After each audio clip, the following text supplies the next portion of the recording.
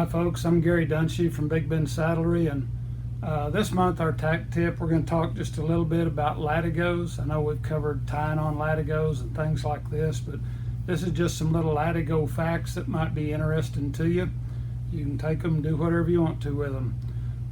To start out with, Latigo leather kind of has a double tannage. It's not just tanned one way. First it's chrome tanned like chap leather, and then after it's chrome tanned, then it's veg tan like saddle leather, and that makes it kind of soft and pliable, a little bit more like chap leather, but it has all the strength of saddle leather. And then back in the old days when Latigo was really good, they added quite a bit of oil and wax to it.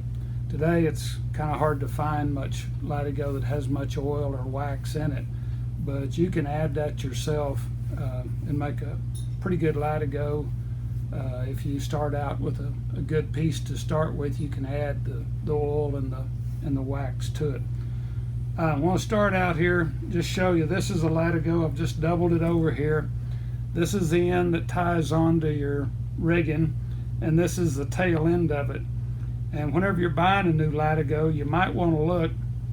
Normally, anything that has holes in the end of it that's going to be buckled into a buckle like this, you cut that from the butt end of the side of leather, the end that was on the butt of the cow, because that's the stoutest part of the side. And normally the most pull on anything like a headstall or flank cinch billet, anything like that, is going to be where the holes are. Well, that's not true with your Latigo. The most wear and pull is right here where it folds over and goes over your rigging D or plate, whatever you have. And so you cut this end, you turn this end to the butt, because that's where it's going to wear. I've repaired lots of saddles that the Latigo was still tied on there and it was worn halfway through there because of the pressure. The whole end was still fine. So that's just a quick check you can do looking. And if it's the other way around, I believe I'd pass on that one. Normally we tie a Latigo on like this one here on this flat plate rigging, and it's the part that's going next to the rigging when it comes around and goes through your mohair cinch ring is the rough outside. And that's the way that we've done it for years and years and years. But sometimes we need to be able to pull it a little easier, like if you have some young kids or a lady that's not quite stout enough to really bail it in sorely when you want to go rope something. And whenever that's the case, just turn it around the other way, flip this over, and put the slick or hair side to the inside, and that's a lot easier to pull, so you can get it snugged up a lot easier whenever you do it that way. Another thing I might mention here, on this flat plate, it has a slot in it here, and the purpose for that slot, other than to keep your Latigo from sliding forwards and backwards, is whenever you make your first wrap, you only have one thickness right here at the top, whereas if that had been laced onto just a regular D-ring over the top, and then you come back, you'd have two thicknesses right there, and it would make a bigger knot underneath your leg. We don't need that, so these slots help it so that whenever you come over, there's not near as much of a knot there. After you get your horse saddled up, and it's a little easier to demonstrate that if we had a horse here, but we don't, and you've got him cinched up, and you run your Latigo back through the catcher here, depending on the length of your Latigo and the length of your mohair cinch, so that determines how much you're going to have left there. You want to be sure that there's enough hanging down here that it doesn't work its way out.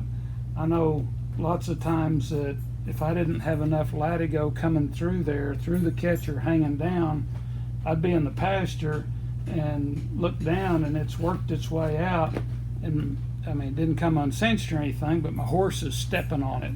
And so you've got to have enough coming through the catcher that the weight of that tail keeps it in there.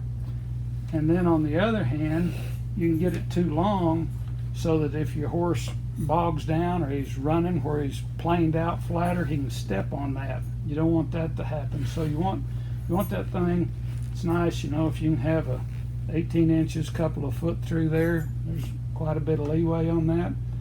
But depending on how many wraps you take and how long your cinch is, you might come up with a longer tail than you want. And instead of running it through here, you say, well, man, that's way too long, but I don't want to take another wrap because it makes a knot under my leg. You might get in that situation sometime, not be able to change mohair cinches. So get it cinched up like you want it, pull your stirrup leathers and fenders up, then just come back here through your rear D. And even if it's a little longer, it gets it out of your way back there, but it might take up enough slack like that, and then your fender just rides over your Latigo like that, and that's not a problem at all. I've been asked a lot of times what to put on a Latigo, and anything that's oily or greasy is good for it, but if you get it too oily, Latigo will have a tendency to stretch out on you. So I don't really suggest using oil on Latigos, even though it's okay to a certain extent. The two products I've found that seem to work the best is Ray Hole's Saddle Butter. It's really, really good. And then we've been making a new leather conditioner. We just call it Big Ben Leather Conditioner. You can compare it to the old R.M. Williams, but it works really good on Latigos and lots of other things. Thanks for watching our tack tip this month. If you've got any questions on Latigos or any other thing, or there's something you'd like to know about or have a question for us here at the shop, just give us a call. We'll try and answer them. Thanks.